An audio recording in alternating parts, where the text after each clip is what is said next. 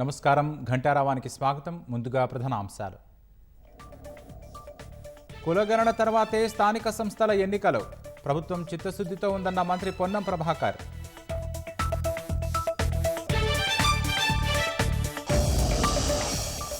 హామీల అమలు తప్పించుకునేందుకే విలీనం డ్రామా. త్వరలోనే కాంగ్రెస్లో బీఆర్ఎస్ ఐక్యమవుతుందని బండి సంజయ్ వ్యాఖ్య.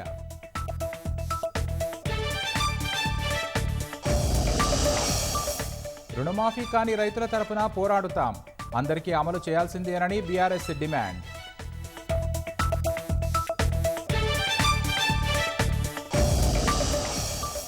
ట్యాంకు బండిపై సర్వాయి పాపన్న విగ్రహం. స్వస్థలాన్ని పర్యాటకంగా చేస్తామన్న భట్టి విక్రమార్క.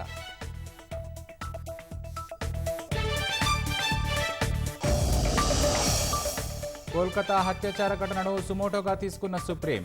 ఎల్లుండి విచారణ జరపనున్న త్రిసభ్య ధర్మాసనం.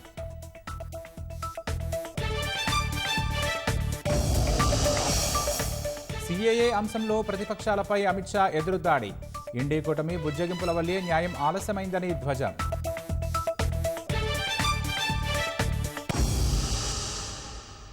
హైదరాబాద్లో క్షత్రియ సేవా సమితి ఆధ్వర్యంలో జరిగే అభినందన సభకు సీఎం రేవంత్ రెడ్డి హాజరయ్యారు. ప్రత్యక్ష ప్రసారం ద్వారా చూద్దాం. విద్యా రంగంలో కానీ మీడియాలో కూడా మొదట మాటివి మొదలుపెట్టింది రాజులే అన్న సంగతి ఈ సందర్భంగా మనం గుర్తు చేసుకోవాలి. TV9కి అలా ఇంత ప్రాచుర్యం ఉంది అని అంటే TV9ను ప్రారంభించింది కూడా రాజులే అన్న సంగతి ఈ సందర్భంగా మనం గుర్తు చేసుకోవాల్సిన అవసరం ఉంది. ఏ రంగంలో అయినా రాజులు ప్రవేశిస్తే తప్పకుండా రాణిస్తారు. రాణించడానికి పెట్టుబడి అని ఎవరైనా అనుకుంటే అది పొరపాటు. రాణించడానికి వాళ్ళ శ్రమ, వాళ్ళ కమిట్మెంట్, వాళ్ళ ట్రస్ట్, వాళ్ళ శ్రమ వల్ల, నిరంతరం కష్టపడే తత్వం వల్ల ఏదైనా రంగంలో వృత్తిలో వాళ్ళు ప్రవేశిస్తే వాళ్ళని నమ్మవచ్చు అని సమాజానికి ఉన్న ఒక నమ్మకమే వాళ్ళ రాణింపుకు, వాళ్ళ ఎదుగుదలకు కారణం అని చెప్పి నేను ఖచ్చితంగా చెప్పగలను. సినీ రంగం గురించి చెప్పాలి అంటే కృష్ణంరాజు గారి పేరు ప్రస్తావించకుండా సినిమా రంగంని మనం ప్రస్తావించలేం. తర్వాతి తరంలో టాలీవుడ్ నుంచి బాలీవుడ్ వరకు రాణించింది రామ్ గోపాల్ వర్మ గారు. నాకు అత్యంత మంచి మిత్రుడు. అదేవిధంగా ఈరోజు హాలీవుడ్తో పోటీ పడగలిగిన, టాలీవుడ్ బాలీవుడ్ దాటి హాలీవుడ్తోనే పోటీ పడగలిగిన బాహుబలి ఇవాళ రాణించింది అని అంటే ప్రభాస్ లేకుండా ఆ పాత్రను ఊహించలేము. వీటన్నిటికీ వీళ్ళందరూ రాణించడానికి ప్రధానమైన కారణము వాళ్ళ కఠోరమైన శ్రమ, వాళ్ళ పట్టుదల అని చెప్పి తెలంగాణ రాష్ట్ర ముఖ్యమంత్రిగా నేను చెప్పదలుచుకున్నాను. అదేవిధంగా తెలంగాణ రాష్ట్రంలో ఉన్న అత్యంత ప్రధానమైన పరిశ్రమ నిజాం చక్కెర కర్మాగారం. ఇవాళ నిజాం షుగర్ ఫ్యాక్టరీ కూడా ఒక రాజుగారి చేతిలో ఉంది.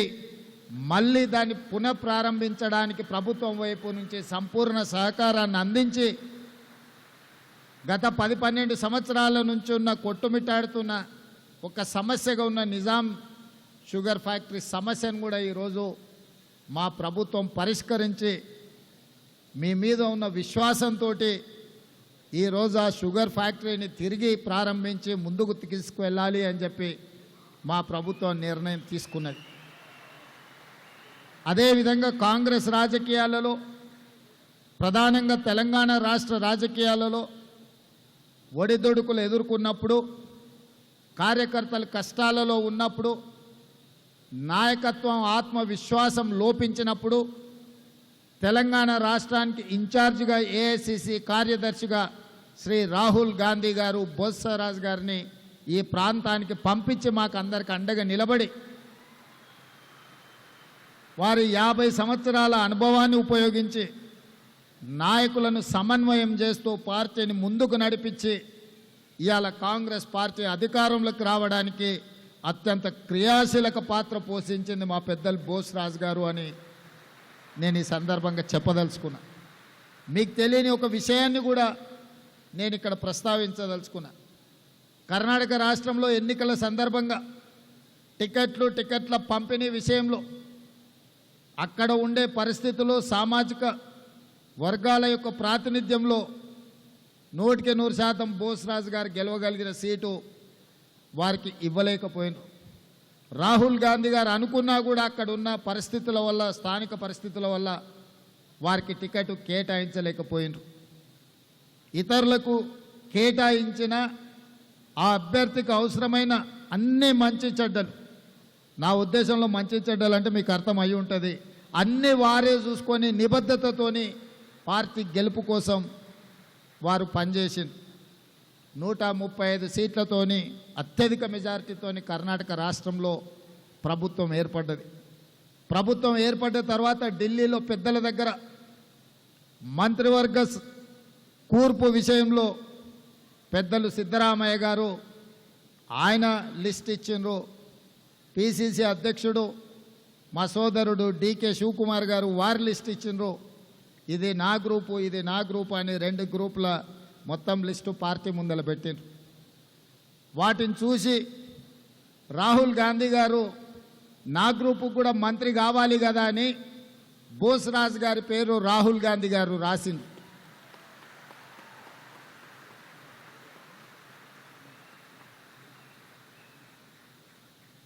వారు సూచించిన సమయంలో వారు ఎమ్మెల్యే కాదు, ఎమ్మెల్సీ కాదు, ఏమీ కాదు. ఈ దేశంలోనే మొదటిసారి గాంధీ కుటుంబము, శ్రీ రాహుల్ గాంధీ గారు వారి నిబద్ధత, వారి కమిట్మెంట్ను పట్టి వారిని మంత్రిని చేసిన తర్వాత ఎమ్మెల్సీ చేసి దేశ రాజకీయాలలోనే లాయల్టీకి ప్రాధాన్యత ఉంటుంది అని వారిని మంత్రిని చేసింది రాహుల్ గాంధీ గారు. అదేవిధంగా భూపతిరాజు శ్రీనివాస్ వర్మ, నేను చెప్పాల్సిన అవసరం లేదు. వారు ఒక సామాన్యమైన కార్యకర్తగా విద్యార్థి పరిషత్ నుంచి భారతీయ జనతా పార్టీ నాయకుడిగా పరిణామ క్రమంలో వారు ఎదిగినరు. వారికి చాలా సన్నిహితుడు, నాకు చాలా మంచి మిత్రుడు కృష్ణంరాజు గారు. వీరు ఎప్పుడైనా ఎమ్మెల్యే టికెట్ అడిగితే కృష్ణంరాజు గారు వారిని ఎంపీకి నిలబడమని చెప్పేటోడు. ఈరోజు మన మధ్యలో కృష్ణంరాజు గారు లేకపోవడం బాధాకరం, విషాదకరం. నాకు చాలా సన్నిహితుడు. నాకున్న బిగ్గెస్ట్ కనెక్షన్ రాజులతోటి కృష్ణంరాజు గారు. వారు మన మధ్యలో లేరు అనుకోకుండా చిన్న వయసులోనే వారు మరణించడం జరిగింది క్యాన్సర్ తోటి. శ్రీనివాస్ వర్మ గారి గురించి అప్పుడప్పుడు కృష్ణంరాజు గారు నాతో ప్రస్తావించేవాడు. వారికి టికెట్ విషయంలో మీ దగ్గర ముఖ్యంగా గోదావరి జిల్లాలలో టికెట్ అంటే కోడి పందాల కంటే పెద్ద పోటీ ఉంటుంది, పెట్టుబడి ఉంటుంది. కానీ శ్రీనివాస్ వర్మ గారి దగ్గర లాయల్టీ ఉంది, శ్రమ ఉంది, నిబద్ధత ఉంది, డబ్బులు మాత్రం లేవు. పార్టీ వేరైనా వాళ్ళ పార్టీ ఇంత పోటీలో కూడా వారికి టికెట్ ఇచ్చినా గెలవడం కష్టం. ప్రజలు కూడా గుర్తించి ఒక కమిట్మెంట్ ఉన్న కార్యకర్తను గెలిపించాలని వారిని పార్లమెంట్ సభ్యుడిగా గెలిపించారు. నరేంద్ర మోడీ గారు వారిని మంత్రిని చేసిండ్రు. ఈ వేదిక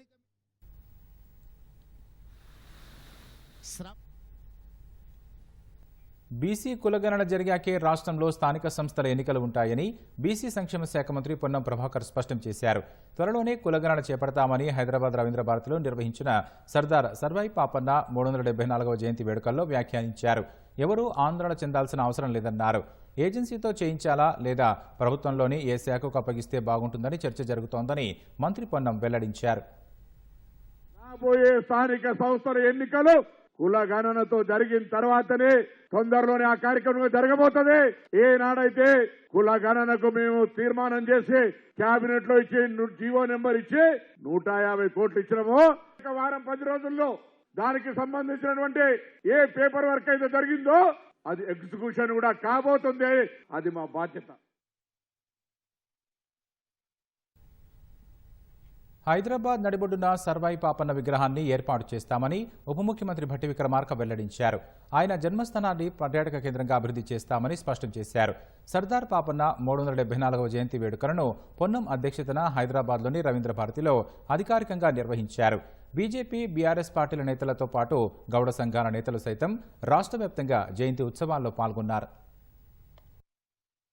సర్వాయి పాపన్న 374వ జయంతి సందర్భంగా ఆయన ధీరగాథను, జీవిత చరిత్రను నేతలు గుర్తు చేసుకున్నారు. ఆయన జీవితం అందరికీ ఆదర్శమంటూ స్మరించుకున్నారు. హన్మకొండ జిల్లా పరకాలలో రెవెన్యూ శాఖ మంత్రి పొంగులేటి శ్రీనివాసరెడ్డి సర్వాయి పాపన్న చిత్రపటానికి పూలమాలలు వేసి నివాళులర్పించారు. బడుగు బలహీన వర్గాలపై కొనసాగిన అణచివేత దాడులకు వ్యతిరేకంగా పోరాడిన మహాయోధుడని కొనియాడారు. వేములవాడలో ప్రభుత్వ విప్ ఆది శ్రీనివాస్ స్థానిక నాయకులతో కలిసి సర్వాయి పాపన్న గౌడ్ విగ్రహానికి పూలమాల వేసి అంజలి ఘటించారు. ఆ యోధుడి ఆలోచన విధానాన్ని యువత కొనసాగించాలన్నారు. జయశంకర్ భూపాలపల్లి జిల్లాలో జయంతి వేడుకల్లో ఎమ్మెల్యే గండ్ర సత్యనారాయణరావు పాల్గొని కేక్ కట్ చేశారు. సిద్దిపేట జిల్లా భూంపల్లిలో రాష్ట్ర ఎస్సీ/ఎస్టీ కమిషన్ చైర్మన్ బక్కి వెంకటయ్య నివాళులు అర్పించారు. తెలంగాణ తొలి రాజు, బహుజన రాజ్యాధికార పోరాట యోధుడు పాపన్న అంటూ ఉప ముఖ్యమంత్రి భట్టి విక్రమార్క వ్యాఖ్యానించారు. హైదరాబాద్ రవీంద్ర భారతిలో ప్రభుత్వం అధికారికంగా నిర్వహించిన జయంతి వేడుకలకు ముఖ్య అతిథిగా హాజరయ్యారు. నగరం నడిబొడ్డున పాపన్న విగ్రహాన్ని ఏర్పాటు చేస్తామని, ఆయన స్వగ్రామాన్ని పర్యాటక ప్రదేశంగా తీర్చిదిద్దుతామని పేర్కొన్నారు.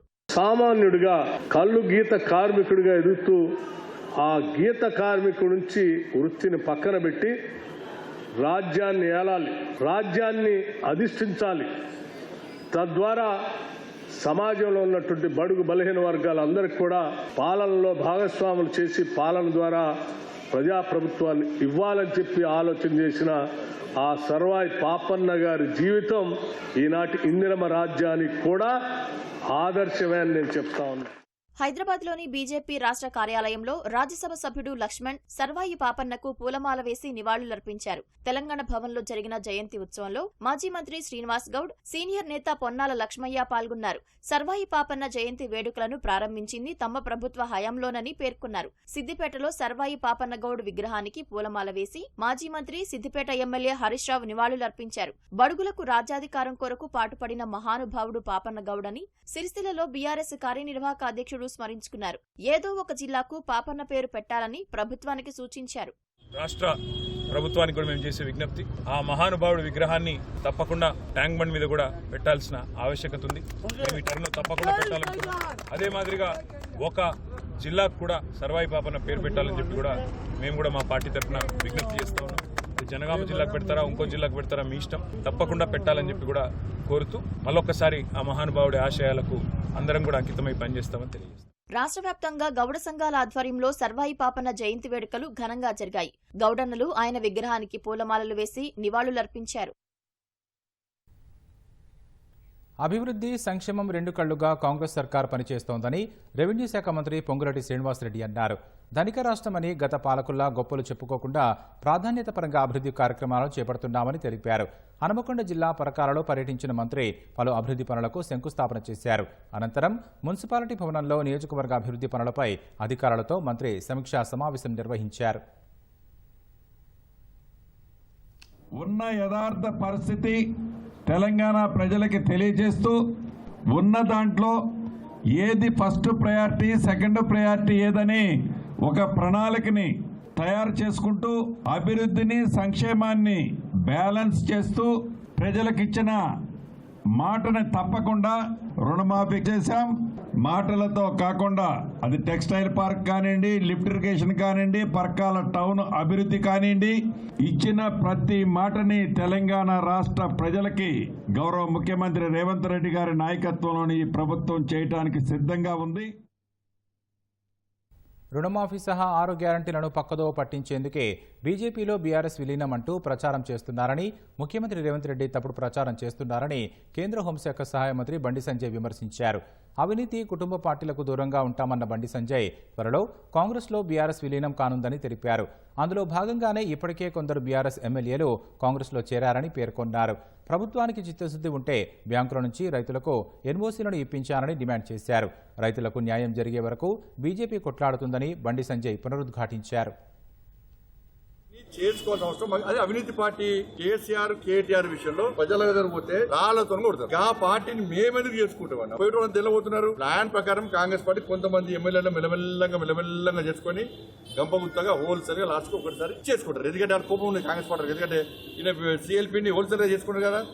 అందుకే బీఆర్ఎస్ పార్టీని కాంగ్రెస్ పార్టీలో విలీనం చేయడానికి మొత్తం ప్లాన్ రెడీ అయింది. ప్రజల లోపల ఏం చర్చ జరుగుతుంది, ప్రజల ఒపీనియన్ తెలుసుకోవడానికి మమ్మల్ని పావుగా వాడుకుంటారు. కుటుంబ పార్టీకి వ్యతిరేకం, కుటుంబ పాలనకు వ్యతిరేకం, అవినీతికి వ్యతిరేకం. ఇన్ని సంవత్సరాలు ఒక అవినీతి ఆరోపణ మేము లేదు. ఈ అవినీతి కుంపటి కలిసి మేమే చూసుకుంటాం, ఈ కుటుంబ పార్టీ కలిసి మేమే సంకల్పం తీసుకుంటాం. ఇప్పుడు బీఆర్ఎస్ పార్టీ మాతో చేరితే మాకు ఏం ఫాయిదా ఉంటుంది, మేము చేర్చుకోం. రాష్ట్రంలోని రైతులందరికీ 2 లక్షల రుణమాఫీ చేయాలని కాంగ్రెస్ పెద్దలను బీఆర్ఎస్ కార్యనిర్వాహక అధ్యక్షుడు కేటీఆర్ డిమాండ్ చేశారు. 2 లక్షల రుణమాఫీ చేస్తానని చెప్పి ఇప్పుడు డిసెంబర్ 9న ఏకకాలంలో 2 లక్షలు చేస్తామని నమ్మబలికి 3 విడతలుగా చేసి చివరికి రైతులను నట్టేట ముంచారని ఆరోపించారు. ఇప్పటికైనా కాంగ్రెస్ సర్కారు తన వైఖరి మార్చుకొని రాష్ట్రంలోని కర్షకులందరికీ ఎలాంటి షరతులు లేకుండా రుణమాఫీ చేయాలని కేటీఆర్ డిమాండ్ చేశారు. రుణమాఫీ కాని రైతుల తరపున బీఆర్ఎస్ పోరాడుతుందని కేటీఆర్ స్పష్టం చేశారు. రుణమాఫీ పూర్తిగా అమలు కాలేదని కాంగ్రెస్ ప్రజా ప్రతినిధులే చెబుతున్నారన్న మాజీ మంత్రి హరీష్ రావు ఇప్పుడు ఎవరు రాజీనామా చేయాలో ముఖ్యమంత్రి రేవంత్ రెడ్డి చెప్పారని ప్రశ్నించారు. రాష్ట్రంలో పాక్షికంగానే రుణమాఫీ జరిగిందని చెబుతుంటే హస్తం పార్టీ నేతలు జీకపోతున్నారని హరీష్ విమర్శించారు. ప్రతి అంశాన్ని రాజకీయ కోణంలో చూడటం అవివేకమవుతుందన్న హరీష్ రుణమాఫీ ప్రక్రియను సమగ్రంగా పూర్తి చేయాలని కోరుతున్నట్లు తెలిపారు. కాంగ్రెస్ ముఖ్య నేతలతో రాజ్యసభ అభ్యర్థి అభిషేక్ సింఘ్వి సమావేశం కానున్నారు. ఇక మరిన్ని వివరాలు మా ప్రతినిధి శ్రీనివాస్ ప్రత్యక్ష ప్రసారం ద్వారా అందిస్తారు. మరికొద్ది క్షణాల్లో సిఎల్పి సమావేశం ప్రారంభం కాబోతుంది. ఇప్పటికే ఉప ముఖ్యమంత్రి భట్టి విక్రమార్క మంత్రులందరూ కూడా ఇక్కడికి చేరుకున్నారు. మరికొద్ది క్షణాల్లోనే సీఎం రేవంత్ రెడ్డి కూడా ఇక్కడికి చేరుకునే అవకాశాలు ఉన్నాయి. ఇక ప్రధాన ఎజెండా అయితే రాజ్యసభ అభ్యర్థి అభిషేక్ మను సింఘ్విని ఎమ్మెల్యేలకు పరిచయం చేసేందుకే అని కూడా ఇక్కడ ఉన్నటువంటి మంత్రులు కావచ్చు, ఎమ్మెల్యేలు కావచ్చు, వాళ్ళంతా కూడా చెప్తున్నారు. అయినప్పటికీ ముఖ్యంగా ఇటీవలి కాలంలో ప్రభుత్వం చేసినటువంటి రుణమాఫీ 1, 2, 1వ విడత, 2వ విడత, 3వ విడత రుణమాఫీకి సంబంధించినటువంటి రైతుల్లోకి రుణమాఫీని మరింత ఎక్కువగా తీసుకెళ్లే అంశాన్ని కూడా చర్చించే అవకాశాలు కూడా కనబడతాయి. దీంతోపాటు ఇటీవల జరుగుతున్నటువంటి తాజా రాజకీయ పరిస్థితులను కూడా చర్చించే అవకాశాలు ఉన్నాయని కూడా కాంగ్రెస్ పార్టీ ఎమ్మెల్యేలు అంటున్నారు. అయితే ఇప్పటికే ఎమ్మెల్యేలు, మంత్రులు అంతా కూడా ఒక్కొక్కరుగా షెర్టన్ హోటల్కి చేరుకుంటున్నారు. ఇంకా మరికొద్ది క్షణాల్లోనే సిఎల్పి సమావేశం అయితే అది ప్రారంభం కానుంది.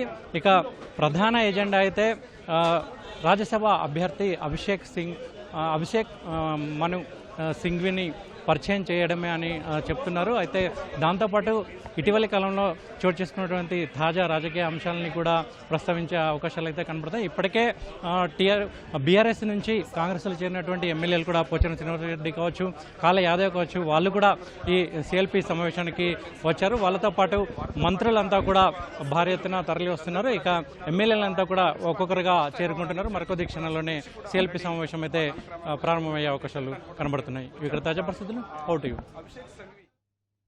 కోల్కతా అత్యాచార ఘటన కేసు సుప్రీంకోర్టుకు చేరింది. అత్యున్నత న్యాయస్థానం ఈ కేసును సుమోటోగా స్వీకరించింది. ఈ నెల 20న ప్రధాన న్యాయమూర్తి జస్టిస్ డివై చంద్రచూడ్ సారథ్యంలోని ధర్మాసనం విచారణ చేపట్టనుంది. ఈ నెల 9న కోల్కతాలోని ఆర్జీ కార్ వైద్య కళాశాల ఆసుపత్రిలో జూనియర్ డాక్టర్పై జరిగిన అత్యాచార ఘటనపై దేశవ్యాప్తంగా ఆందోళనలు కొనసాగుతున్న వేళ సుప్రీంకోర్టు ఈ కేసును సుమోటోగా స్వీకరించడం ప్రాధాన్యం సంతరించుకుంది. కోల్కతా అత్యాచార ఘటనపై దర్యాప్తు చేస్తున్న సీబీఐ వరుసగా 3వ రోజు ఆర్జీ కార్ వైద్య కళాశాల మాజీ ప్రిన్సిపల్ సందీప్ ఘోష్ను ప్రశ్నిస్తోంది. జూనియర్ డాక్టర్ మృతిని మొదట ఆత్మహత్య అని ప్రచారం జరిగింది. మాజీ ప్రిన్సిపల్ ఆదేశాల మేరకే అలా ప్రచారం జరిగిందా అని తేల్చడానికి దర్యాప్తు అధికారులు ఆయన ఫోన్ డేటాను స్కాన్ చేస్తున్నారు. సీబీఐ దర్యాప్తుపై స్పందించిన మాజీ ప్రిన్సిపల్ సందీప్ ఘోష్ తనను అరెస్టు చేయలేదన్నారు. ఈ కేసులో అరెస్టైన సంజయ్ రాయ్తో కలిపి ప్రశ్నించలేదని చెప్పారు. తన గురించి అసత్యాలు ప్రచారం చేయొద్దని మీడియాకు విజ్ఞప్తి చేశారు. కోల్కతా అత్యాచార ఘటనకు నిరసనగా దేశవ్యాప్త ఆందోళనలు కొనసాగుతున్న నేపథ్యంలో కేంద్ర ప్రభుత్వం అప్రమత్తమైంది. ఎప్పటికప్పుడు రాష్ట్రాల్లోని శాంతి భద్రతల పరిస్థితులను తమకు సమర్పించాలని అన్ని రాష్ట్రాల పోలీసులను కేంద్రం ఆదేశించింది. నిరంతరం లా అండ్ ఆర్డర్ పరిస్థితులను పర్యవేక్షిస్తూ ఆ సమాచారాన్ని ప్రతి 2 గంటలకు ఒకసారి ఢిల్లీలోని కేంద్ర హోంశాఖ కంట్రోల్ రూమ్కు ఫ్యాక్స్, వాట్సాప్ లేదా ఈమెయిల్ ద్వారా చేరవేయాలని నిర్దేశించింది. ఈ ఆదేశాలు ఇవాటి నుంచి 16 గంటల 1600 గంటలు అమల్లో ఉంటాయని స్పష్టం చేసింది. కోల్కతా ఆర్జీకార్ మెడికల్ కాలేజీ ఆసుపత్రిలో ట్రైనీ డాక్టర్పై ఓ వాలంటీర్ దారుణ అత్యాచారానికి పాల్పడ్డ నేపథ్యంలో దేశవ్యాప్తంగా వైద్యులు నిరసనలు చేస్తున్నారు.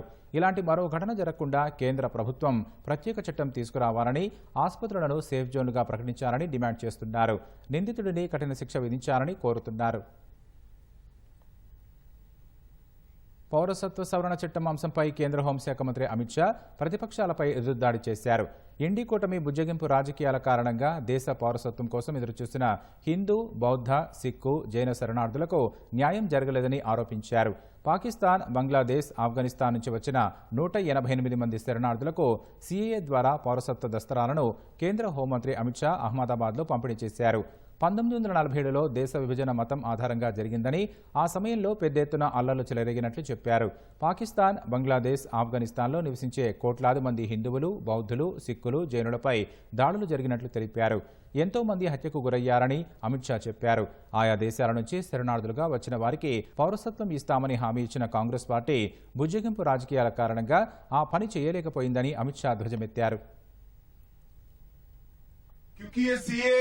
सिर्फ देश में बस रहे लाखों लोगों को नागरिकता देने का कार्यक्रम नहीं है। सीएए देश में बस रहे लाखों शरणार्थियों को न्याय देने का और अधिकार देने का कार्य। और पास्ट में भारत सरकार जो कांग्रेस पार्टी और इनके साथियों ने चलाई, इनकी तुष्टीकरण की नीति के कारण सन 47 से लेकर 2014 तक जो लोग देश की शरण में आए उनको अधिकार नहीं, न्याय नहीं मिला। उनकी प्रताड़ना पड़ोसी देशों में तो हुई क्योंकि वो हिंदू थे, जैन थे, बौद्ध थे, सिख थे, मगर उनकी प्रताड़ना अपने देश में भी हुई, यहाँ पर भी हुई। लाखों करोड़ों लोग 3-3 पीढ़ियां हो गई, न्याय के लिए तरसते रहे, मगर एक इंडी अलायंस की तुष्टीकरण की नीति ने इस शरणार्थियों को न्याय नहीं दिया और भारतीय जनता पार्टी के नेता नरेंद्र मोदी जी ने इनको न्याय दिया। ये कानून में किसी की नागरिकता लेने की कोई प्रोविजन नहीं है। ये कानून नागरिकता देने का कानून